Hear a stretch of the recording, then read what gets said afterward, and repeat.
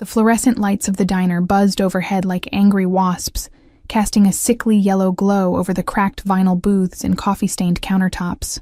My feet ached, a dull, persistent throb that radiated from my heels up through my calves. 6 hours into my shift, and the smell of burnt coffee and grease had seeped so deeply into my uniform that I wondered if I'd ever wash it out. I was nobody here, just another waitress in a stained apron, refilling cups and clearing plates while the world moved around me like I was furniture. Invisible. Disposable.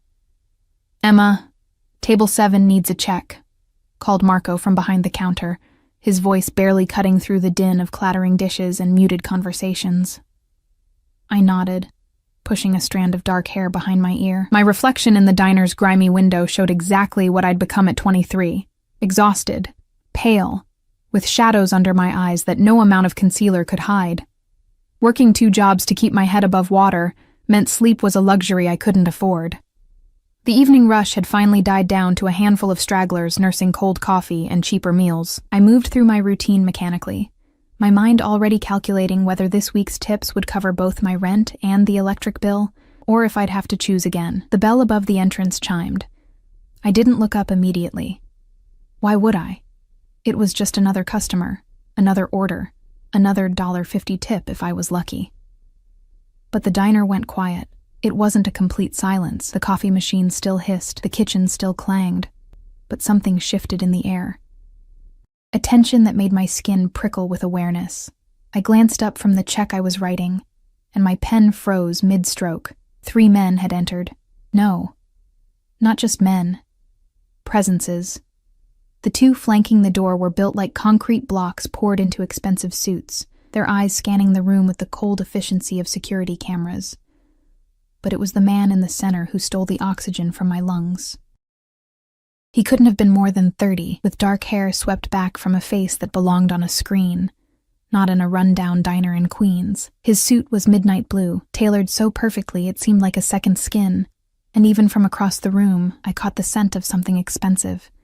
Cedar and leather, and something darker, like smoke and danger. Power radiated from him like heat from asphalt in summer. The kind of power that didn't need to announce itself because everyone already knew. He moved with deliberate grace, his polished shoes clicking against the faded linoleum as he chose a booth in the corner, the one with the best view of both the entrance and the back exit. His guards positioned themselves nearby, one by the door, one with a clear line of sight to their boss. My heart hammered against my ribs. I'd lived in this neighborhood long enough to recognize what I was seeing. You didn't dress like that, move like that, command a room like that unless you were someone. Someone dangerous. "Emma?" Marco's voice was tight, nervous. "Table 12. My throat was dry. "Can't someone else?" "Everyone else is busy." His eyes darted to the corner booth, then back to me. "Just be professional. Be quick." My hands trembled as I grabbed a menu and a glass of water. This was ridiculous. He was just a customer. Just a man. The fact that my body was screaming at me to run, that every instinct I had was telling me to stay far away from that corner booth, didn't matter. I needed this job. I forced my feet to move. Each step across the diner felt like walking through deep water. I was acutely aware of every sound. The scrape of my shoes, the racing of my pulse, the sudden quiet of the other patrons who seemed to be holding their collective breath. Up close, he was even more devastating. Angular jaw, sharp cheekbones, lips that curved in a way that suggested he knew exactly how beautiful he was, and exactly what to do with it. But it was his eyes that trapped me, dark, almost black, with an intensity that felt like being X-rayed, like he could see straight through my cheap uniform to every secret I'd ever kept. "Good evening," I managed, proud that my voice only shook slightly. "Can I get you something to drink?" He didn't respond immediately. Instead, he studied me with an attention that made my skin flush hot and cold simultaneously. His gaze traveled from my face down to my name tag, then back up, slow and deliberate. "Coffee," he said finally. His voice was silk over gravel, deep and smooth with an edge that suggested violence lurked just beneath the surface. "Black." "Of course." I set down the menu and water glass with hands that wanted to shake. I'll be right back. What's your name? I froze. He could clearly see my name tag, pinned crookedly to my uniform. Emma Martinez, in faded plastic letters. Emma? I said quietly. Emma. He repeated it like he was tasting it, rolling it around in his mouth. How long have you worked here, Emma? This wasn't normal customer conversation. The way he asked, it wasn't small talk. It was an interrogation wrapped in velvet. 6 months, I answered, desperate to escape back to the safety of the counter. I'll get your coffee. I turned to flee, but his voice stopped me. You go to NYU, don't you? Psychology program. My blood turned to ice. How did he know that? My mind raced through possibilities, each more terrifying than the last. I'd never seen him before. I was certain of that. A man like him, you didn't forget.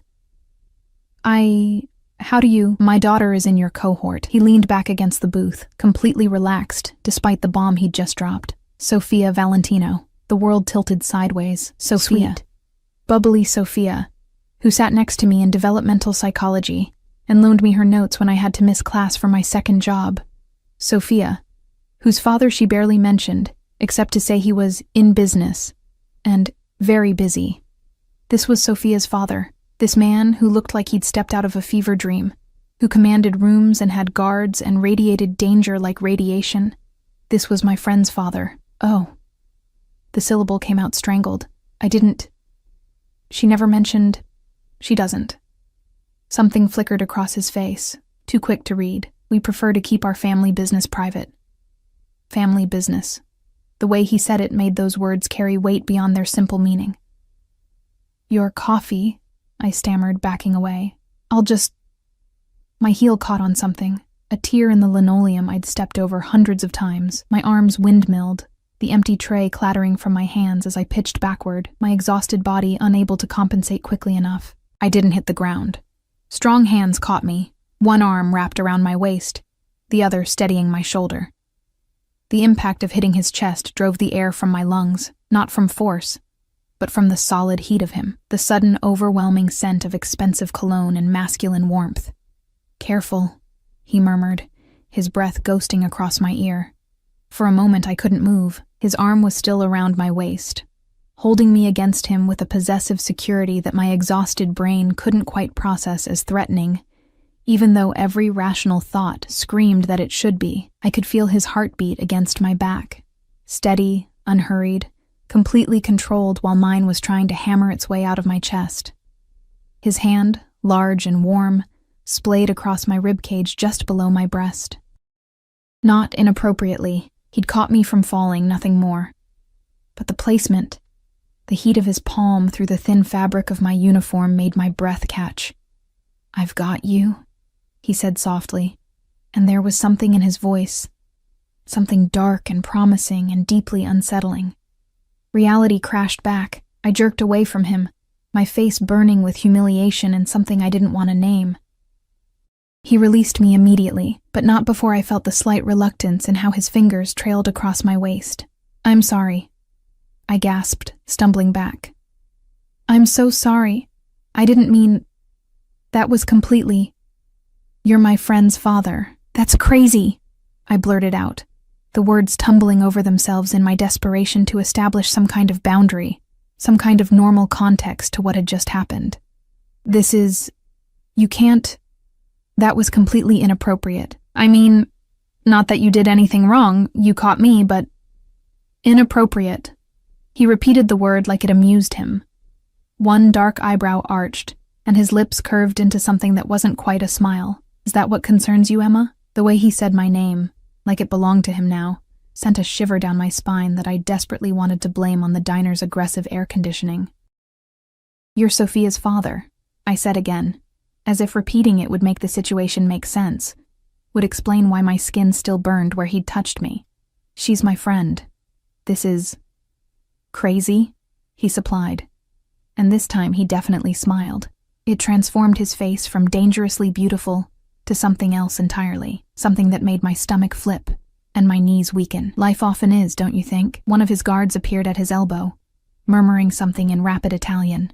The boss, because that's what he was, I understood that now with crystalline clarity, nodded once, his eyes never leaving my face. It seems I'm needed elsewhere. He stood in one fluid motion, and I had to tilt my head back to maintain eye contact. He was tall, broad-shouldered, and standing this close, I felt impossibly small, fragile. But I'll be back, Emma, for that coffee. It wasn't a question. It was a promise.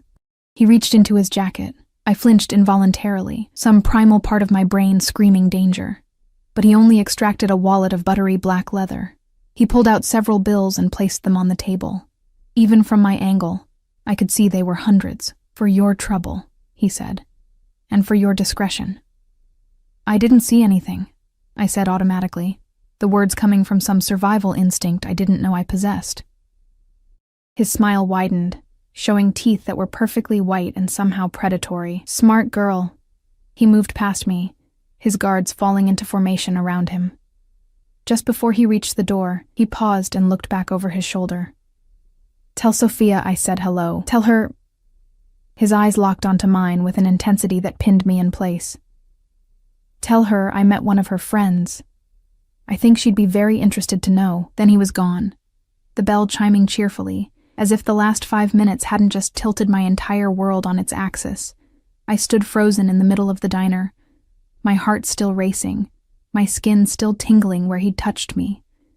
The money sat on the table, $500 bills for a cup of coffee he never drank. Marco appeared at my elbow, his face pale.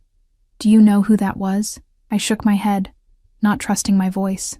That was Dante Valentino, he whispered, his accent thickening with fear.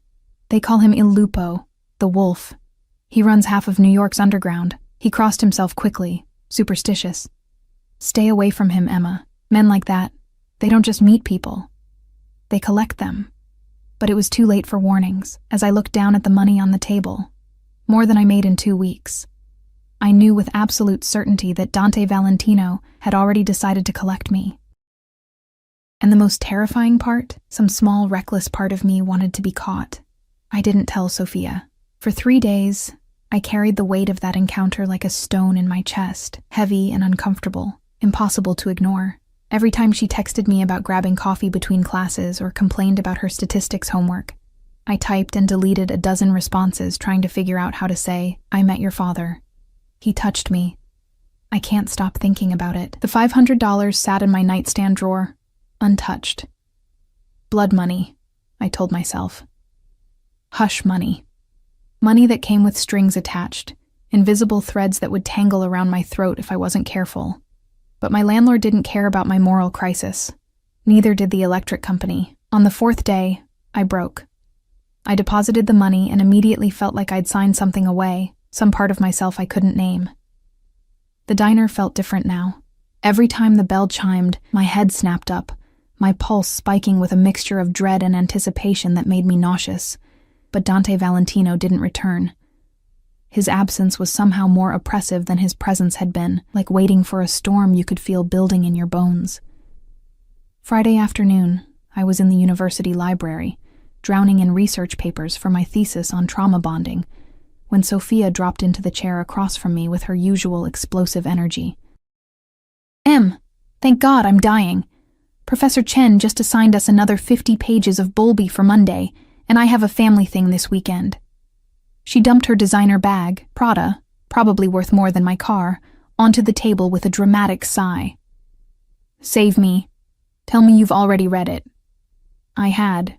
Twice. Because I couldn't afford to fail, couldn't afford to lose my partial scholarship, couldn't afford anything that might send me tumbling back to where I'd started, broke and desperate in a studio apartment with mold in the bathroom and sirens every night.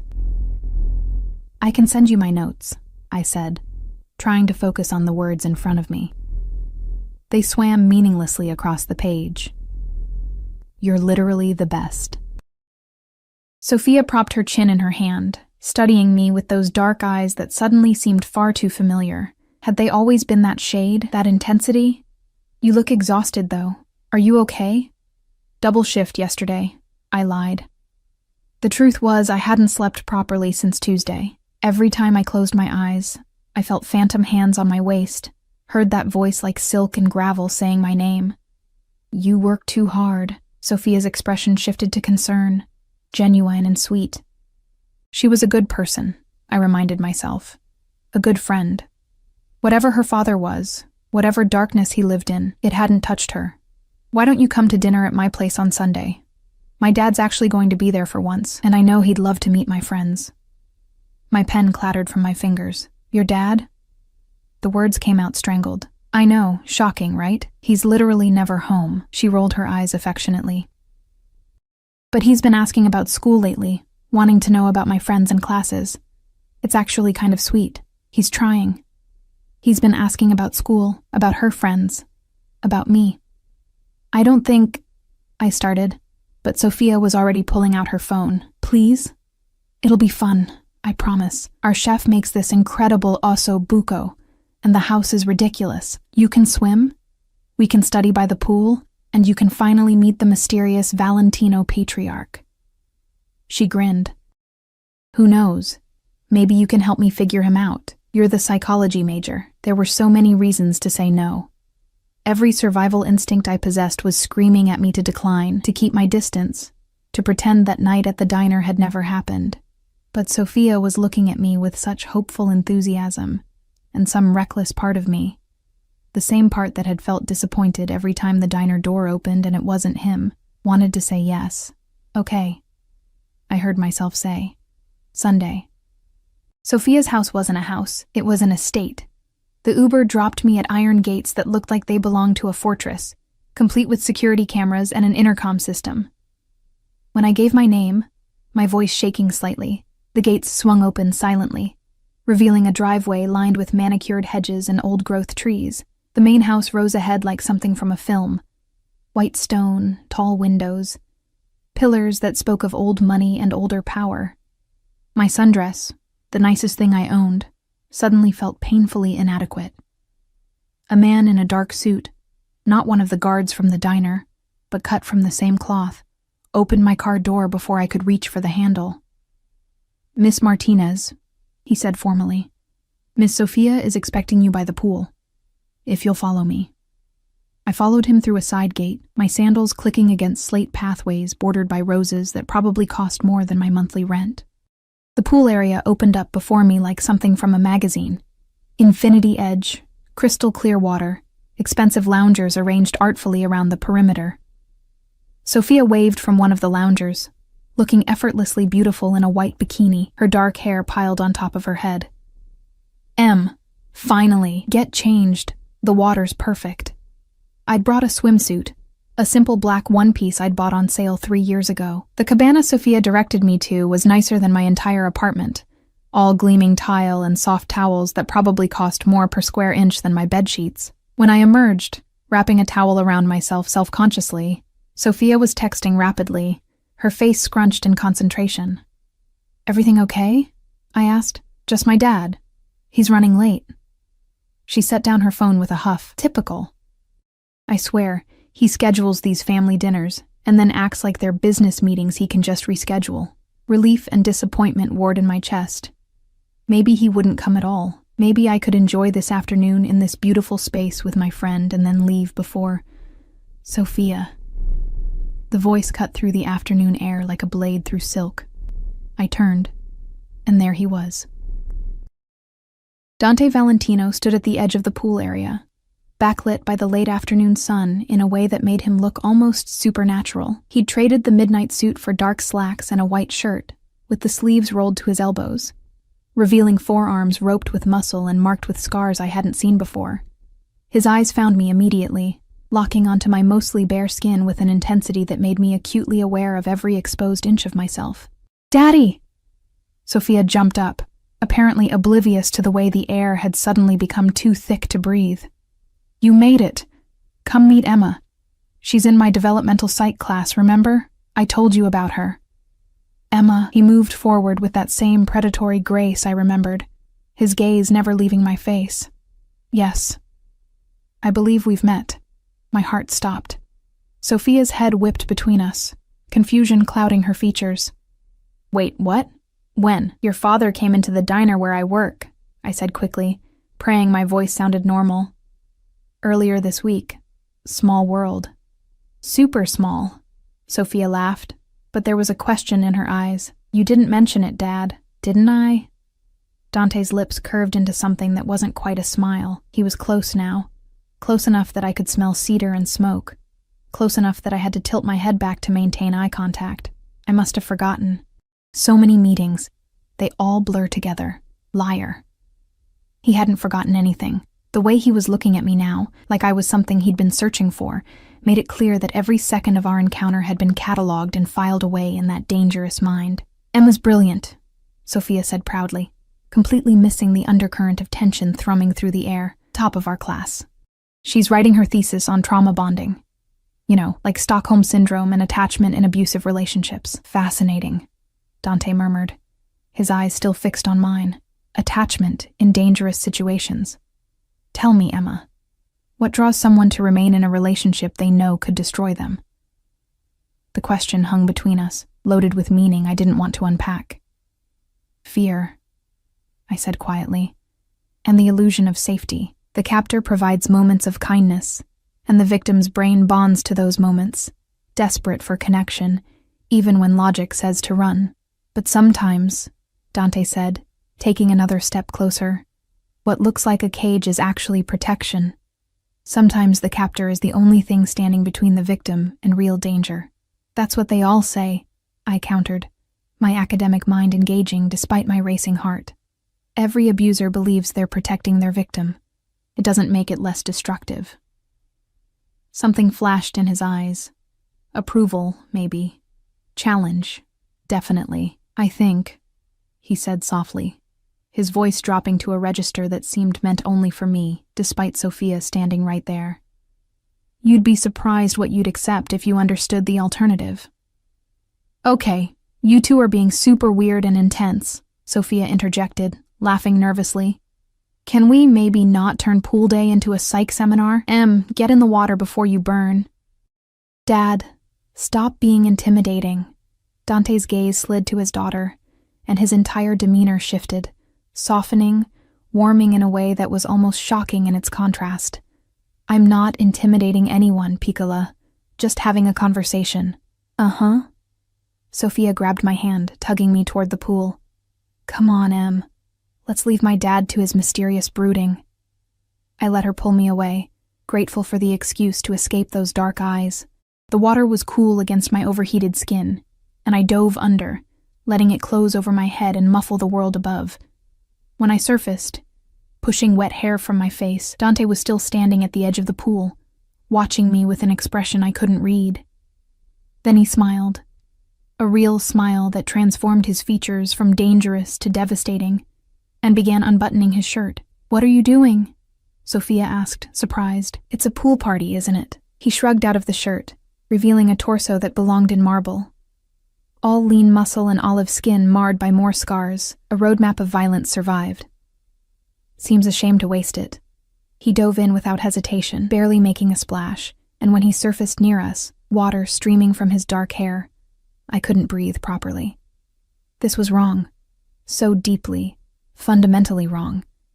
He was a mafia boss, a criminal. A man who probably had blood on his hands and bodies in his wake. He was my friend's father. And I wanted him anyway. The afternoon dissolved into something surreal. Sophia chattering away about classes and campus gossip while her father circled us like a shark in expensive swim trunks, his attention never straying far from me. Every time I looked up, he was there, watching, assessing, claiming me with his eyes in ways I knew I should find terrifying. When Sophia got out to take a phone call, I found myself alone in the pool with him, the silence stretched, heavy, and expectant.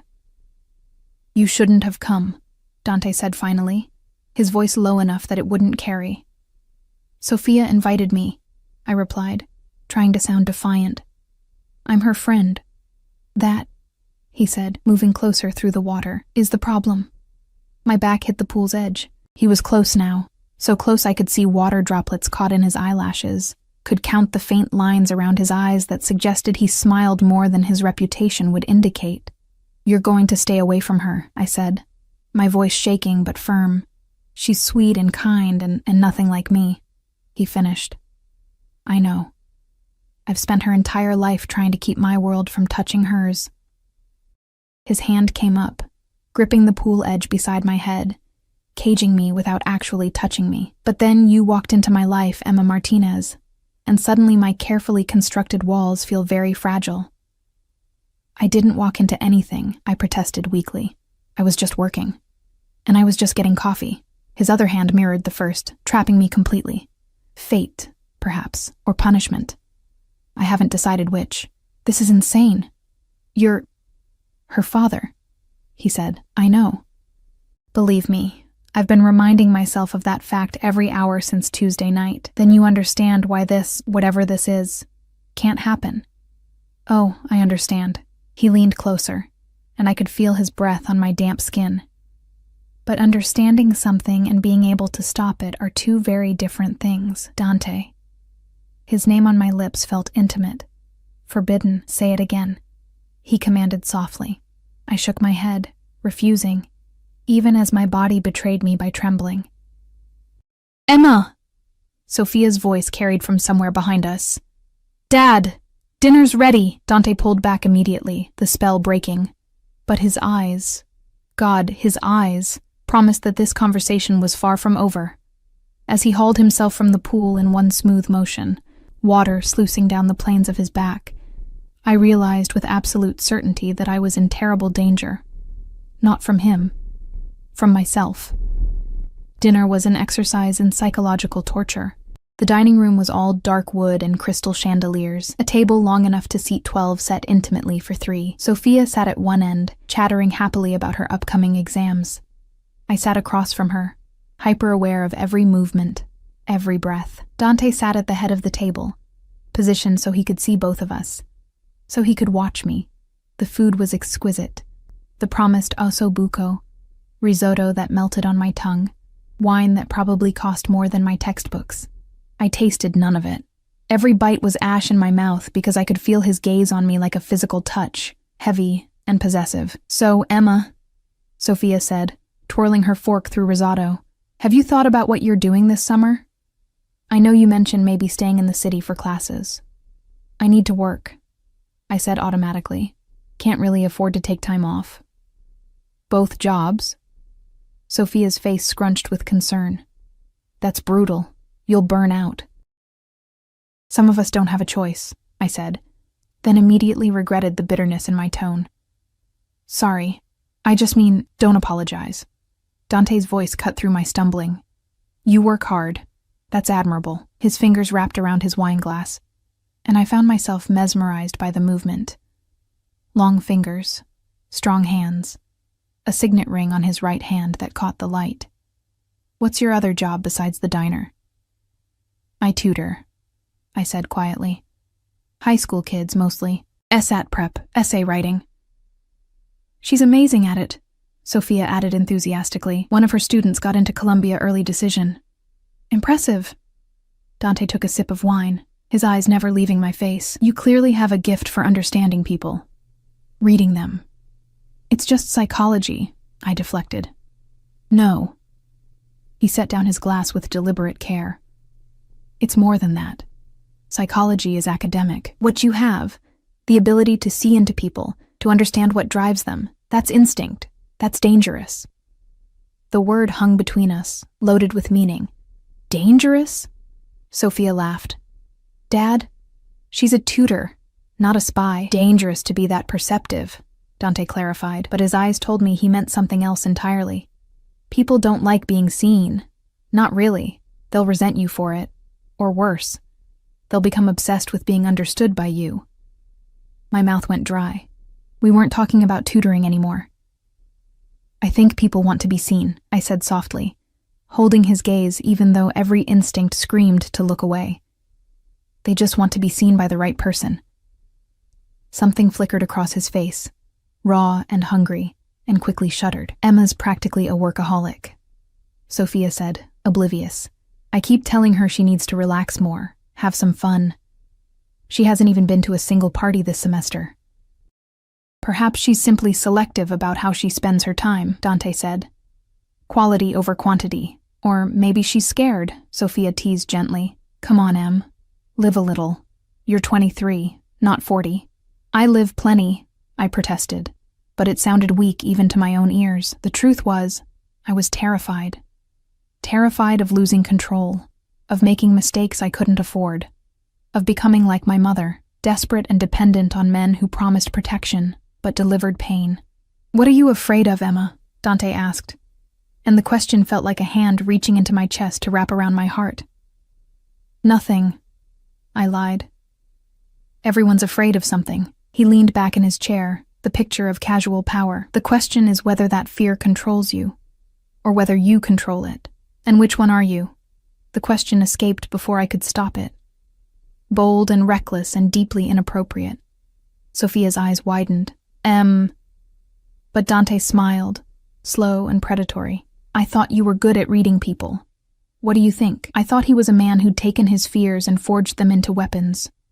I thought he was someone who'd decided long ago that being feared was safer than being vulnerable. I thought he was dangerous and damaged and probably damned. I thought I should run. "I think," I said carefully, "that fear and control aren't mutually exclusive. I think the most dangerous people are the ones who've learned to weaponize their fear." His smile widened, showing teeth. "Smart girl." There it was again. Those same words from the diner, delivered like praise and promise and threat all wrapped together. "Okay, this is getting weird again," Sophia announced, pushing back from the table. "I'm going to get dessert. You two play nice while I'm gone." The moment she disappeared through the kitchen door, the temperature in the room seemed to drop 10 degrees. Dante stood, moving around the table with that liquid grace that reminded me of big cats right before they pounced. He stopped behind my chair, close enough that I could feel the heat of him against my back. "You need to stop coming around," he said quietly. "Sophia's my friend. I know." His hand came to rest on the back of my chair, knuckles brushing my bare shoulder. I jerked at the contact, electricity racing down my spine. "Which is precisely why this is a problem." "I haven't done anything," I protested, my voice barely above a whisper. "You exist." His thumb traced a small circle on my shoulder blade, the touch so light I might have imagined it. "You sit in my house, in my pool, at my table, and you exist in a way that makes me want things I have no right to want." My breath caught. "Then don't you think it's that simple?" He leaned down, his lips near my ear. "You think I haven't tried? I've built an empire on control, Emma. I've done things that would give you nightmares. I've hurt people, killed people, destroyed lives without losing a single night's sleep." His breath was warm against my neck. "But you, a girl in a diner uniform who spilled nothing and broke nothing, you've haunted me for 4 days straight." "Stop," I whispered. But I wasn't sure if I was talking to him or myself. I should. His hand moved from my shoulder to my neck, fingers spanning my throat with terrifying gentleness. Not choking, not threatening, just holding, claiming. "I should send you away and never let you near my daughter again. I should make sure you understand that my world would eat someone like you alive." "Then why don't you?" My heart was hammering so hard I was sure he could feel it through my skin. "Because I'm a selfish bastard." His thumb stroked along my jaw. "Because I look at you and see something I haven't seen in 15 years. Something clean and bright and unbearably fragile. And instead of protecting you from myself, all I can think about is keeping you. I'm not a thing to be kept," I managed, though my voice shook. "No," he agreed. "You're a person. A brilliant, stubborn, beautiful person who should have better sense than to let a monster touch her." His hand tightened slightly on my throat. Not painful, but possessive. "But you're not pulling away, are you, Emma?" I wasn't. God help me, I wasn't. "Sophia is my daughter, and I love her more than my own life," he said fiercely. "Which is why this, whatever this is, can never go further than this room. Do you understand me?" I nodded, not trusting my voice. "But I need you to understand something else." He turned my chair around with one hand, forcing me to face him. He crouched down, bringing us eye to eye, his hands on the armrests caging me in. "I don't share. I don't play games, and I don't do casual." "We're not doing anything," I said, but it sounded like the lie it was. "Not yet." His eyes searched mine with an intensity that felt like drowning. But we will. Maybe not today, maybe not this week, but eventually, you're going to stop fighting this. And when you do, when you finally admit that you feel this too, I'm going to take you. Completely. Do you understand? You're insane, I breathed. Probably. He reached up, tucking a strand of hair behind my ear with unexpected tenderness. But I'm also patient. And I always get what I want, Emma. Always. Found it. Sophia's voice echoed from the kitchen. Dante was across the room and back in his seat before I could blink, his expression smoothly neutral, as his daughter emerged with tiramisu. Sorry. Our housekeeper reorganized everything, Sophia said cheerfully, setting down plates. You guys okay? You both look flushed. Just warm, I said quickly. Maybe I got too much sun. Dante said nothing, but when I risked a glance at him, he was watching me with an expression that made promises his words hadn't. I left immediately after dessert, claiming an early shift at the diner. Sophia hugged me goodbye, making me promise to come back soon. Dante shook my hand. Perfectly appropriate, perfectly normal. Except his thumb pressed against my pulse point, counting my racing heartbeat like he was memorizing it. It was a pleasure seeing you again, Emma, he said formally, but his eyes said mine. The Uber ride home was a blur. I stumbled into my tiny apartment, locked the door, and collapsed against it, my entire body shaking. This was impossible, unsustainable, insane. He was a criminal, a killer, my friend's father, and I wanted him with an intensity that terrified me more than anything he'd said. My phone buzzed. Unknown number. Unknown. You forgot your towel. I'll have it returned to you. My heart stopped. How did he get my number? Unknown. Don't look so worried. I have resources. Use them to know you got home safely. Unknown. Sleep well, Emma. Dream of better men than me. I stared at the messages, my thumb hovering over the delete button. I should block him. Report him. Tell Sophia everything and run as far from the Valentino family as possible. Instead, I saved his number. And late that night, when I couldn't sleep, when my skin still burned where he'd touched me, I typed out a message I would never send. I'm trying to dream of better men. But you're the only one who appears. I deleted it before I could do something catastrophically stupid, but I didn't delete his number. Monday morning, I was running late for my shift at the diner. My mind still foggy from another sleepless night.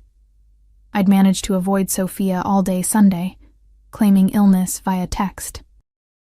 It was cowardly, but I needed time to think, to process, to figure out what I was going to do about the fact that I couldn't stop thinking about her father's hands on my throat.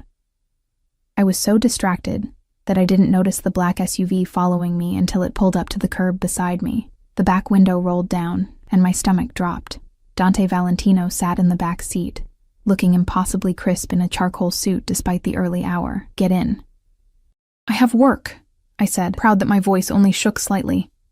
Call in sick. I can't just... Emma. His voice dropped to that dangerous register that made my knees weak. Get in the car. We need to talk. We have nothing to talk about. Wrong. He opened the door from the inside, a clear command. We have everything to talk about.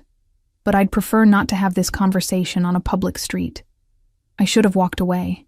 Should have told him to leave me alone, to respect boundaries, to stop whatever this was before it started. Instead, I got in the car. The door closed behind me with a sound like a cell door slamming shut, and as the SUV pulled away from the curb, I realized I'd just made a choice I could never take back. Dante's hand found mine in the darkness of the back seat, his fingers interlacing with mine possessively. Where are we going? I whispered. Somewhere we can be honest, he said. No daughter. No witnesses. Just you and me, and the truth neither of us wants to admit. The truth was, I was already his. I just hadn't admitted it yet. The SUV wound through Manhattan with purpose, leaving behind the familiar chaos of my neighborhood for streets I'd only seen in movies. Tree-lined, quiet, dripping with old money. My hand remained clasped in Dante's, his thumb tracing absent patterns on my palm that made concentration impossible. Where are we going? I asked again, when the silence became unbearable. Somewhere safe. His eyes never left the window, scanning the streets with practiced vigilance. Somewhere we won't be interrupted.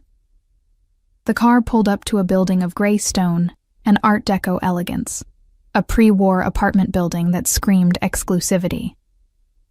The doorman nodded respectfully as Dante's driver opened our door, and I felt impossibly small and out of place in my diner uniform and worn sneakers. Dante's hand pressed against the small of my back, guiding me through a lobby of marble and mirrors, into an elevator lined with mahogany. The operator, an actual elevator operator, pressed the button for the penthouse without being told. "You're not going to murder me, are you?" I tried to joke, but my voice cracked on the words. Dante's expression was unreadable. "If I wanted you dead, Emma, you'd already be gone. What I want from you is far more complicated." The elevator opened directly into an apartment that stole my breath. Floor-to-ceiling windows overlooked Central Park, the morning light spilling across hardwood floors and minimalist furniture that probably cost more than I'd earn in 5 years. Everything was cream and charcoal and clean lines, beautiful and cold, like a museum exhibit of how rich people lived. "Is this where you live?" I asked, moving to the windows because looking at the view felt safer than looking at him. "One of my properties. I use it when I need privacy." He shrugged out of his suit jacket, draping it over a chair with careless elegance. "Sophia doesn't know about this place. Neither does anyone else who matters. Except me," I said quietly. "Except you." He moved behind me, close enough that I could feel his heat. "Do you understand what that means, Emma? Bringing you here?" I shook my head, not trusting my voice. "It means I'm trusting you with something I trust no one with. Location, access, vulnerability." His reflection appeared in the glass beside mine. Darker, larger, overwhelming. "It means I'm giving you a weapon you could use to destroy me. I would never." "I know." His hand came to rest on my hip.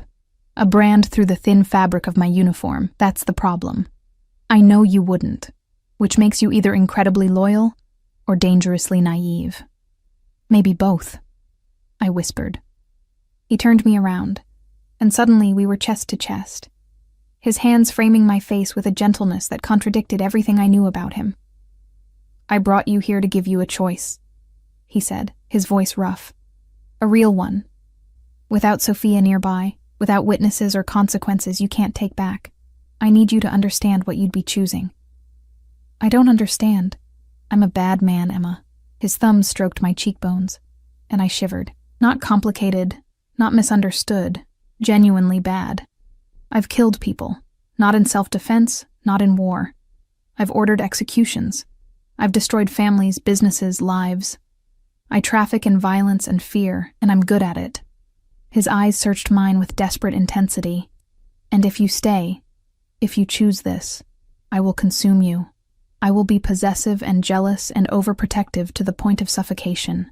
I will want to own every smile, every thought, every breath. Do you understand what I'm telling you?" My heart was hammering so hard I thought it might break through my ribs. "You're trying to scare me away. I'm trying to be honest." His forehead dropped to mine, and I felt him trembling, actually trembling. "Because once this starts, Emma, I won't be able to stop. I won't want to stop.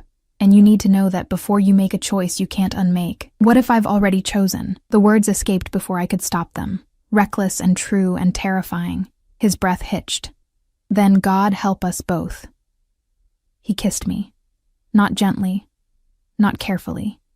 He kissed me like a drowning man gasping for air, his hands tangling in my hair, his body pressing mine back against the cold glass of the window. I gasped against his mouth, and he swallowed the sound, deepening the kiss until I couldn't remember why this was wrong. Couldn't remember anything except the taste of him. Coffee and danger and dark promises. My hands found his chest, and I meant to push him away. I swear I did. But instead, my fingers curled into his shirt, pulling him closer, desperate for more contact, more heat, more of whatever this madness was that had been building between us since the moment I'd looked up and seen him in that diner. When he finally pulled back, we were both breathing hard, his pupils blown wide with desire that matched my own. "This is insane," I panted. "Yes." He kissed my jaw, my neck, the hollow of my throat. Completely insane. You're my friend's father.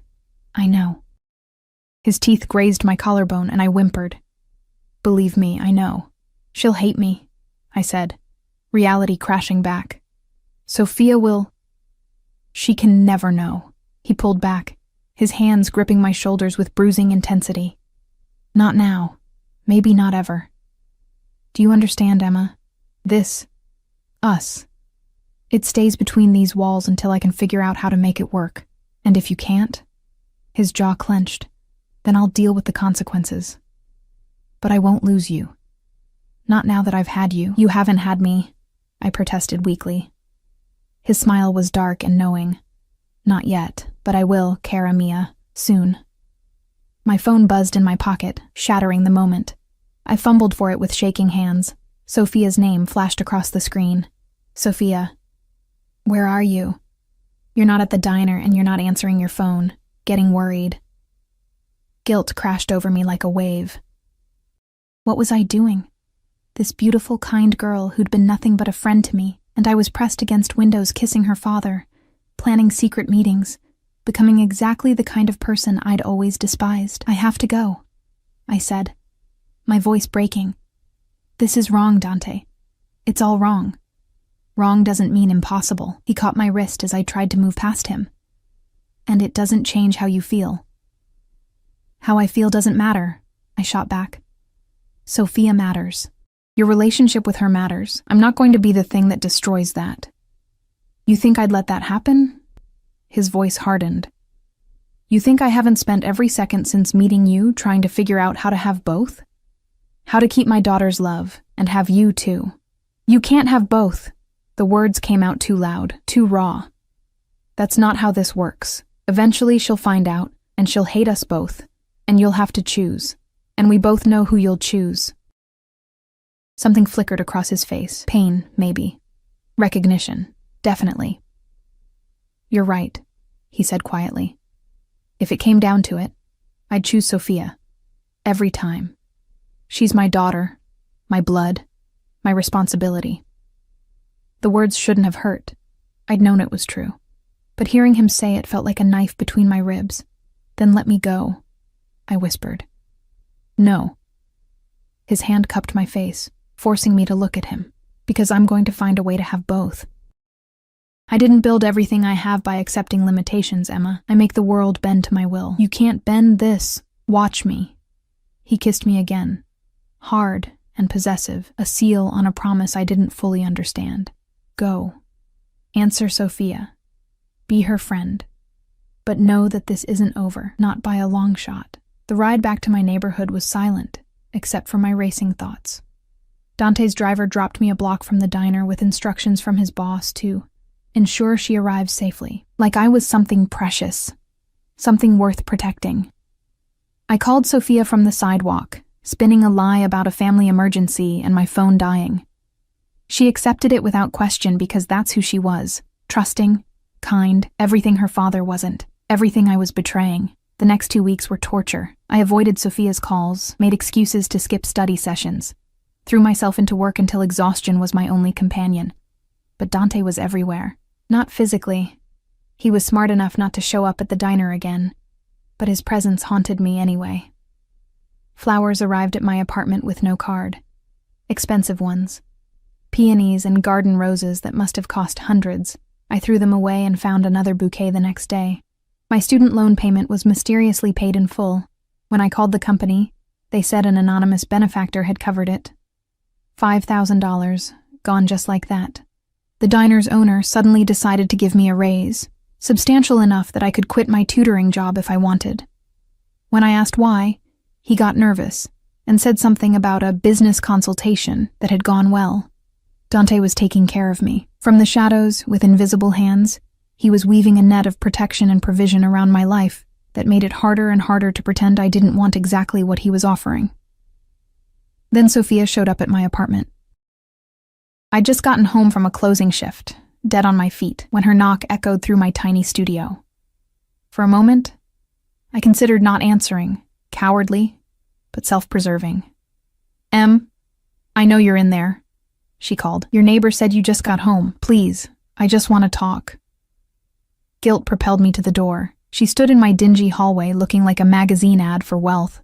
Designer jeans, cashmere sweater, perfect makeup, and something in her eyes made my stomach drop. "Can I come in?" she asked quietly. I stepped aside, acutely aware of how shabby my apartment must look to her, the second-hand furniture, the water-stained ceiling, the refrigerator that hummed too loudly. She sat on my threadbare couch and looked at me with an expression I couldn't quite read.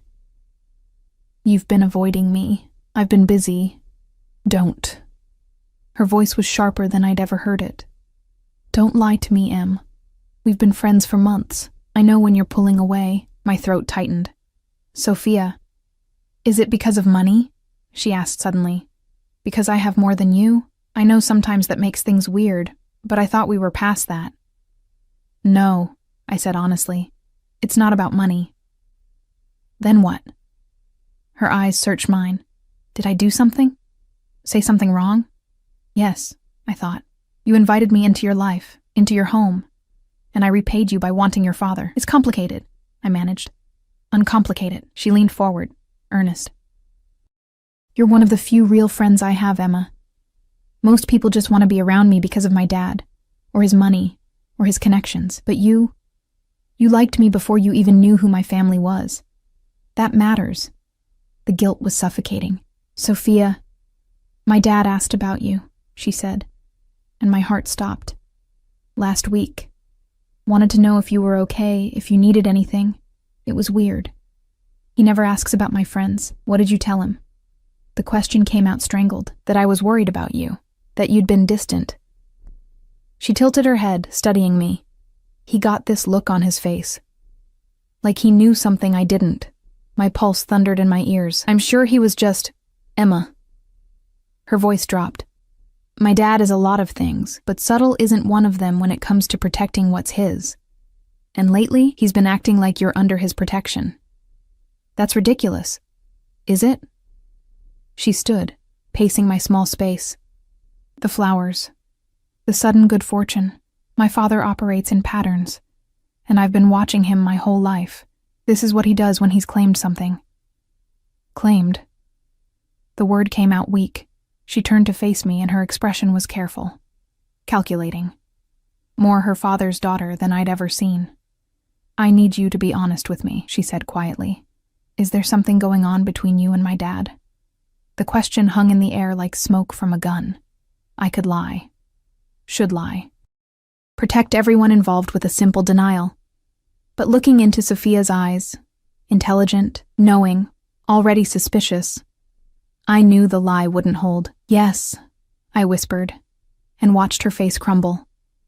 The silence that followed my confession was deafening. Sophia stared at me like I'd struck her, her face cycling through emotions too quickly to track. Shock, hurt, disgust, confusion. "How long?" Her voice was barely audible. 2 weeks. Not even that. I wrapped my arms around myself, feeling exposed. "Nothing's really happened, we've just what?" She laughed, bitter and harsh. "Just kissed? Just fucked? Just decided to betray me behind my back?" "It wasn't like that." "Then what was it like, Emma?" She whirled on me, and I'd never seen her like this, fury making her beautiful face sharp and cold. "Explain to me how my friend, my trusted friend, ends up with my father, a man twice your age who kills people for a living." "I know how it sounds. Do you?"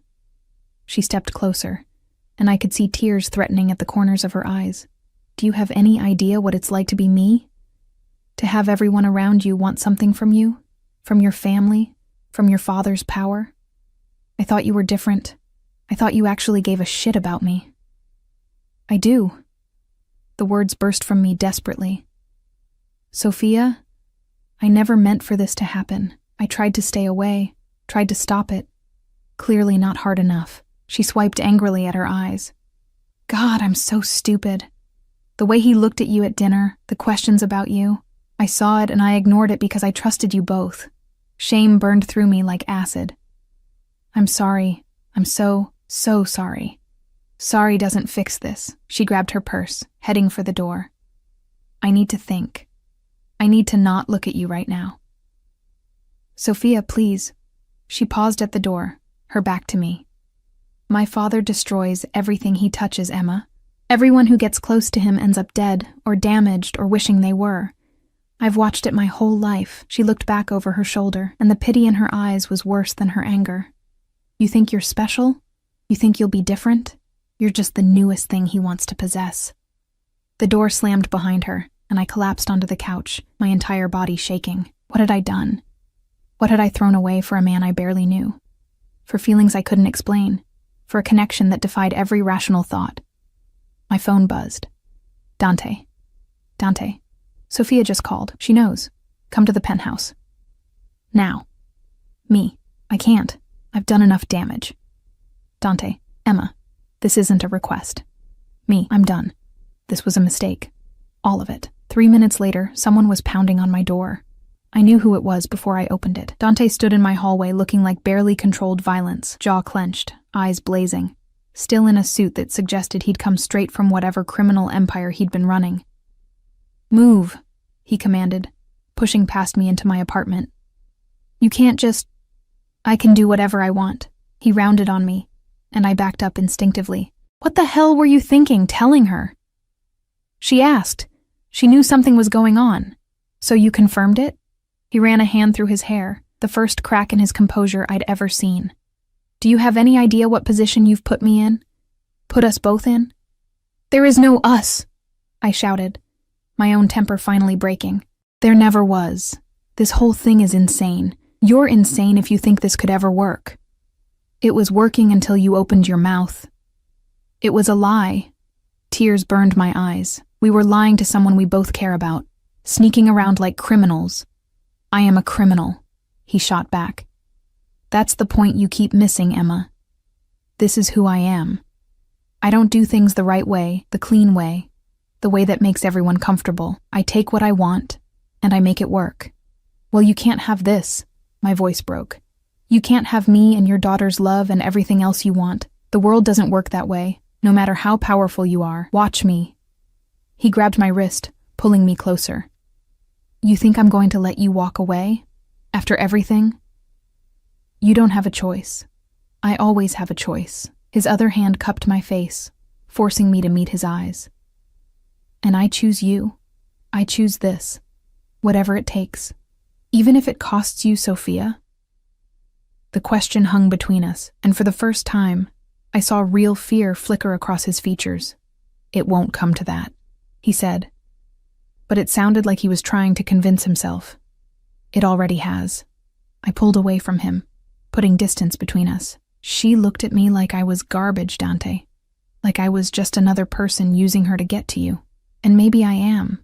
Maybe that's exactly what this is. You don't believe that.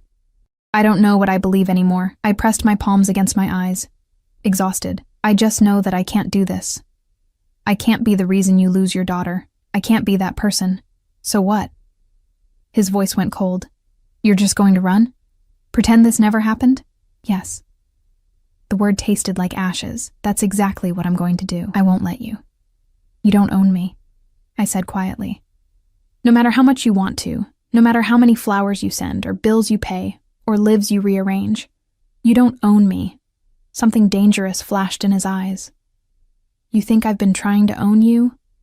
Emma, if I wanted to own you, you'd already be mine. What I've been doing is courting you, showing you what I can provide, what I can give you. But you're right. I don't own you. He moved closer, predatory. Yet.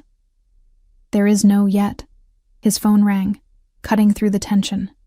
He glanced at the screen and cursed viciously in Italian. I have to take this, he said, his jaw tight, but this conversation isn't over.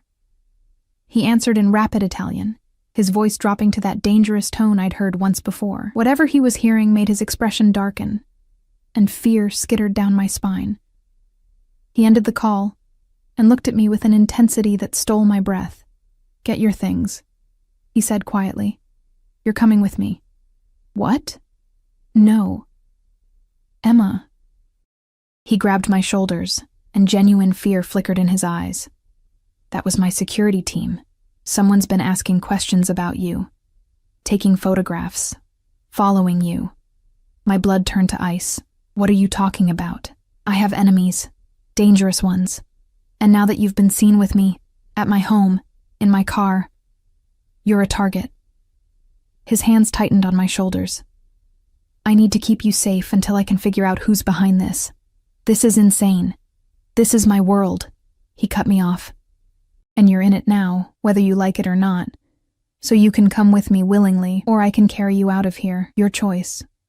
I wanted to argue, wanted to tell him he was overreacting, that this was just another manipulation tactic. But the fear in his eyes was real, the tension in his body was real. And if someone was following me, taking pictures, for how long? I asked quietly. As long as it takes. He pulled out his phone, already texting rapid commands. Pack a bag. Clothes for a week, anything you can't live without. My hands shook as I threw things into a duffel bag. Jeans, shirts, toiletries, my laptop. This wasn't happening. This couldn't be happening. What about my jobs? I asked. I can't just disappear. Already handled. The diner's been told you had a family emergency. Your tutoring students are being reassigned. He was all business now, dangerous and efficient. Your rent for the next 3 months is paid. Nothing will fall apart while you're gone. You can't just arrange my entire life. I can, and I have. He took my bag from me, slinging it over his shoulder. Now move. My car's waiting. The SUV was indeed waiting, engine running. 2 guards flanking it with hands inside their jackets. This was real. This was actually happening. Dante bundled me into the back seat and climbed in after me, immediately on his phone issuing orders in English and Italian. The car pulled away from my building, and I watched my neighborhood, my life, disappear through the rear window. Where are we going? I asked numbly. Somewhere safe.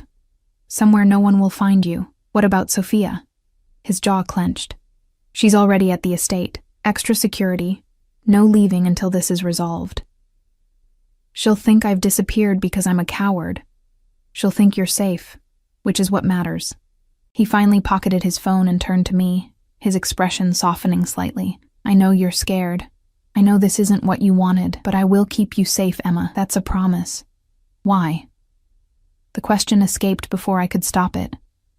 Why do you care this much? You barely know me. I know enough. His hand found mine, interlacing our fingers. I know you're brilliant and stubborn and kind in ways I haven't been in decades. I know you see me, really see me, and you're still here. I know that when I thought someone might hurt you, I felt something I haven't felt since Sophia was born. Genuine fear. That's not love, I whispered. That's obsession. Maybe. He raised our joined hands, pressing a kiss to my knuckles. But it's mine. You're mine. And I protect what's mine. The safe house turned out to be a compound upstate, all stone walls and security gates and guards with automatic weapons. It was beautiful in a fortress kind of way, perched on a hillside with views that would have been breathtaking if I wasn't a virtual prisoner. Dante installed me in a bedroom that was bigger than my entire apartment, with a bathroom of marble and gold that looked like something from a palace. Then he disappeared, leaving me with guards outside my door and no answers. I lasted 2 hours before I went looking for him. He was in a study lined with books and weapons in glass cases, bent over a desk covered in photographs and documents. He looked up when I entered, exhaustion carving lines around his eyes. You should be resting, he said. I should be a lot of things. I moved closer, looking at the photographs spread across his desk. My stomach dropped. They were of me, walking to work, leaving class, sitting in a coffee shop. Dozens of them, taken over weeks. Oh my God. This is why you're here. His voice was grim. Someone's been tracking you for at least a month, long before I ever walked into that diner. My mind raced. So this isn't about you? About being seen with you? I don't know yet. He stood, coming around the desk. But I'm going to find out. And when I do, the violence implicit in those words should have scared me. Instead, I felt something else. Protected. Safe. Claimed in a way that was definitely obsessive and possibly insane, but undeniably real. I'm sorry, I said quietly. About Sophia. About everything. Don't be. He pulled me against him, and I went willingly, letting myself be held for the first time since this nightmare began. This is my fault. I should have been more careful, should have protected you better. You can't control everything. Watch me try. He pressed a kiss to my hair. I'm going to fix this, Emma. All of it. The threat, Sophia. Everything. I'm going to make it so you can have your life back and still be mine. That's impossible. I don't believe in impossible. He tilted my face up, and his eyes held promises and threats in equal measure. I believe in what I want, and I want you. Safe, happy, and mine. He kissed me then, deep and claiming and absolutely certain. And despite everything, despite the insanity of this situation and the impossibility of any future together, I kissed him back. Because he was right. I was his. Had been since that first moment in the diner when his eyes met mine and the world tilted on its axis. The question was whether I'd survive being claimed by a wolf. 3 days passed in the compound, like we were the only 2 people in the world. Dante worked tirelessly, making calls and coordinating his people, hunting whoever had been following me with single-minded intensity. And when he wasn't working, he was with me, talking, touching, teaching me about his world in ways that should have terrified me, but somehow didn't. On the 4th day, Sophia showed up. I was reading on the terrace when I heard her voice echoing through the halls, demanding to see me. Dante tried to intercept her, but she pushed past him, emerging onto the terrace with fury in her eyes. You, she said, pointing at me. We need to talk. Dante moved to intervene, but I shook my head. It's okay. I owe her this.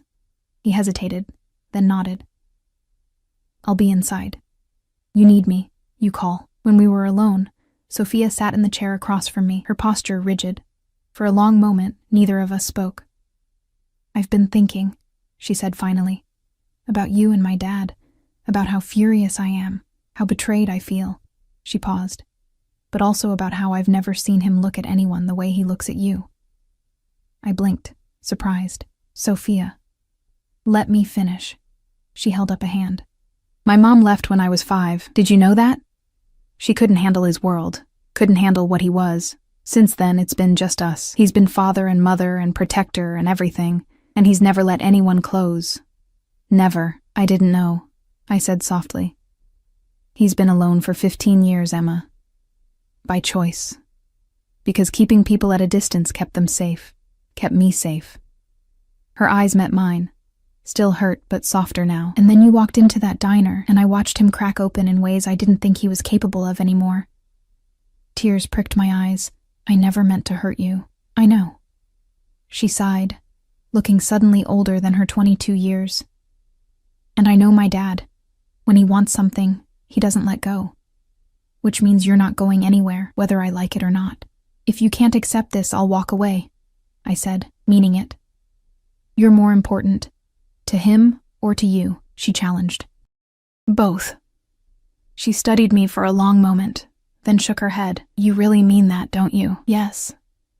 Which is probably why he's so obsessed with you. A ghost of a smile crossed her face. You're the first person who's ever chosen me over him, even knowing what he can give you, what he can do for you. You'd still walk away for me. You're my friend, I said simply. And he's what? Your lover? Your boyfriend? Your mobster sugar daddy? The words were bitter, but there was less venom in them now. Honestly, I don't know what he is. I looked down at my hands. I just know that when I'm with him, I feel seen in ways I've never felt before. Like all the parts of me I've been hiding, the anger, the ambition, the darkness. He sees them and wants them anyway.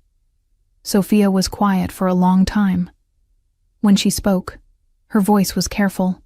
I can't give you my blessing. Not yet. Maybe not ever. This is too weird, too complicated, too much. I understand. But, she continued, I also can't hate you for making my father human again, for making him feel something other than responsibility and violence. She stood, moving to the terrace railing. So here's the deal. You don't flaunt this in my face. You don't make me choose between you, and we figure out some kind of messed up new normal. Hope bloomed in my chest. Really? I reserve the right to be weird about it for, forever, she added. And if he hurts you, I'll kill him myself. I laughed, surprised and grateful and overwhelmed. Deal. She turned back to me, and her expression was serious. But Emma? He's dangerous. Like genuinely, legitimately dangerous. Whatever's happening with this stalker situation. This is his world. Violence and territory and enemies who would kill you just to hurt him. Are you ready for that? Before I could answer, an explosion rocked the compound. The windows blew inward, glass raining down like deadly snow. I threw myself over Sophia instinctively, covering her as shouts erupted from inside the house. Gunfire. Rapid, professional, terrifyingly close. Dante burst onto the terrace, blood on his shirt, a gun in his hand. Get down! Now! He grabbed us both, hauling us back into the house and down a hallway I'd never seen before. His guards appeared, forming a protective barrier as more gunfire echoed through the compound. What's happening? Sophia demanded, her voice shaking. Rival family, they found us. Dante's voice was cold, controlled, lethal. He pushed open a door to reveal stairs leading down. Safe room, both of you. Now. I'm not leaving you, I started. Emma. He gripped my face in his hands, his eyes fierce. I will handle this, but I can't do that if I'm worried about you. Please, keep my daughter safe. The please broke me. I nodded, taking Sophia's hand and pulling her toward the stairs. The safe room was underground, concrete and steel, stocked with supplies. We could hear the battle raging above, muffled explosions, gunfire, screaming. Sophia was crying silently, and I held her, both of us shaking. He'll be okay, I whispered. He has to be okay. 2 hours later, the door opened. Dante stood there, covered in blood and gunpowder residue, exhausted but alive. His eyes found mine immediately, and the relief in them was profound. It's over, he said. They're dead, all of them. Sophia ran to him, and he held her tight, murmuring assurances in Italian, but over her shoulder, his eyes stayed locked on mine. Later, after Sophia had been settled in her room with guards and sedatives, Dante found me on the terrace, staring at the stars. You could have died, I said without turning around, but I didn't. He came up behind me, wrapping his arms around my waist. Because I had something to live for. This is insane. Yes. He pressed a kiss to my neck. But it's our insane. Mine and yours. I turned in his arms, looking up at this dangerous, damaged, devoted man. What happens now? Now? He smiled, and it was real, and warm, and everything I'd never expected from someone like him. Now I court you properly. Now I win my daughter's acceptance one awkward family dinner at a time. Now I eliminate any remaining threats and make sure you can live your life without fear. And then? And then I marry you, he said simply. Because I'm Italian, and traditional, and possessive as hell. And because you're mine, Emma Martinez. You've been mine since the moment you looked up at me in that diner and didn't run. I should have run, I whispered.